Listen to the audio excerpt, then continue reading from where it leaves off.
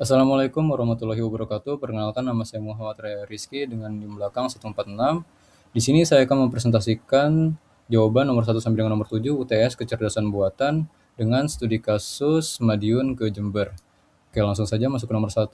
State space, initial state, goal state kita disuruh identifikasikan di sini. Oke, identifikasi untuk space state merupakan semua himpunan yang ada di dalam peta graf, yaitu berarti ada 31 simpul yang terdapat dari nama-nama kota di sini untuk Ponorogo, Magetan, Mengawi, Madiun, dan lain-lain hingga 31. Selanjutnya adalah initial state. Initial state adalah keadaan awal. Untuk kasus saya yaitu Madiun ke Jember, berarti initial state-nya adalah Madiun. Selanjutnya adalah goal state. Goal state adalah tujuan. Untuk kasus Madiun ke Jember, goal state atau tujuannya adalah Jember. Selanjutnya adalah actions. Actions adalah aksi atau kegiatan yang dapat dilakukan oleh agen untuk berpindah dari node A ke node B. Selanjutnya adalah path cost. Path cost adalah biaya yang muncul di dalam graf ini. Misalkan dari Bojonegoro ke Surabaya, di sini ada angka 50, maka di sini ini adalah path cost. Oke, lanjut ke dalam nomor 2. Di sini jelaskan mengapa masalah ini masuk ke dalam problem solving agent berbasis search. Oke, karena pertama itu dia merupakan fully observable, yang berarti semua node jarak-jarak yang berada di dalam peta graf ini diketahui oleh agennya. Kedua adalah deterministik, yaitu kepastian. Setiap perpindahan, contohnya dari sini agen A berpindah dari Madiun ke Magetan, maka itu akan pasti berpindah ke Magetan sehingga tidak ada ketidakpastian. Selanjutnya adalah dia itu space state-nya itu discrete, yang berarti space state-nya ini terbatas. Agen-agen akan melakukan eksplorasi ke semua node-node yang ada dan akan mendapatkan rute yang optimal. Selanjutnya di sini ada nomor 3, yaitu algoritma BFS UCS terhadap studi kasus yang telah saya dapat.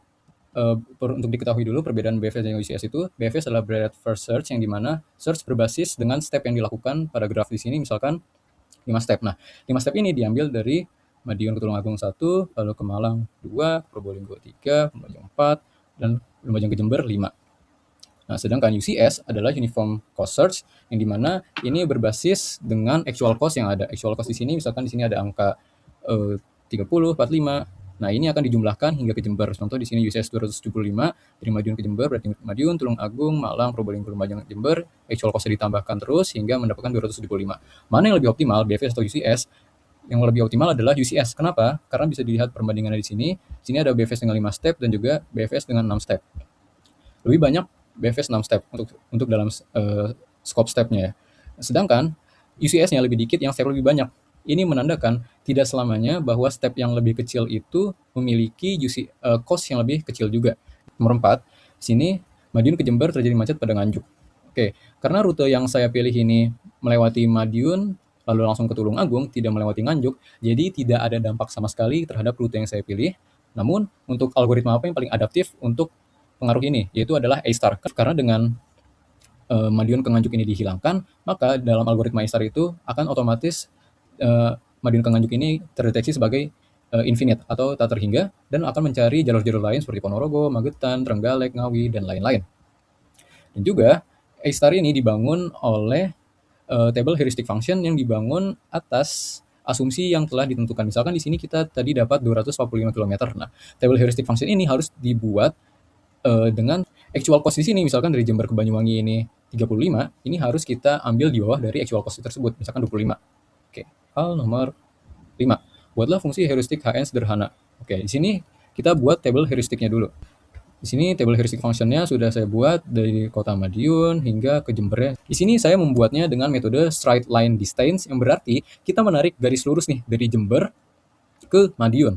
Nah, dengan garis lurus yang sudah dibuat, kita akan susun table heuristic functionnya berdasarkan asumsi, sehingga kita susun angka-angkanya, dan angka-angka itu harus admissible. Apa itu admissible? Tidak boleh table heuristic function ini melebihi actual cost. Jadi kita harus membuat table heuristic function ini di bawah actual cost yang ada. Oke, selanjutnya masuk ke dalam nomor 6, di mana agen A sebagai min, agen B sebagai max. Agen A harus mencari rute yang paling optimal atau rute dengan cost paling kecil, sedangkan agen B sebagai max dia akan membuat rute yang paling mahal sehingga menghalangi pencarian rute yang paling optimal. Nah, karena pada node pertama di sini kita lakukan trace ke Tulung Agung, di sini adalah Bmax, kita harus mencari nilai yang paling tinggi. Dari 275 dan juga 245, yang paling tinggi adalah 275. Kita akan ambil 275 sebagai value Bmax-nya, lalu setelah kita eksplorasi Tulung Agung, kita akan eksplorasi ke Kediri. Oke, eksplorasi ke Kediri, kita temukan ada 280, 248, 250. di mana kita akan mengambil 250 karena di sini Bmax-nya. Lalu 250 ini lebih besar daripada 275 dan otomatis akan melakukan alpha beta pruning atau pemotongan ke node-node lainnya. Selanjutnya kita akan eksplorasi nganjuk. Di nganjuk ada cos 315, 315 dan juga 280. Nah, di sini karena 315 ini yang paling besar, kita ambil 315 dan kita jadikan sebagai value di nganjuk dan kita bandingkan lagi ke cos yang paling kecil, yaitu ada 275. Ternyata 275 315 ini lebih besar daripada 275. Sehingga jika kita akan tarik lagi garis ke atas yang dimana ada amin atau amin di sini, kita akan mengambil yang paling kecil dan otomatis 275 akan naik ke paling atas. Oke, selanjutnya masuk ke dalam nomor 7. Yang dimana di sini ada soal algoritma genetika.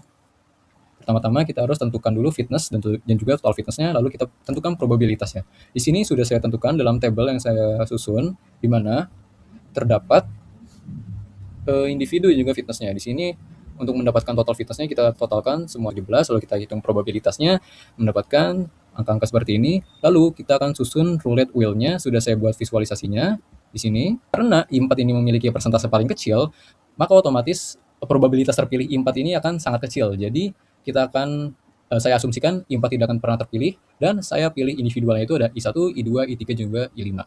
Oke, selanjutnya kita akan kelompokkan pasangan 1 I1 kali I2, pasangan 2 I3 kali I5.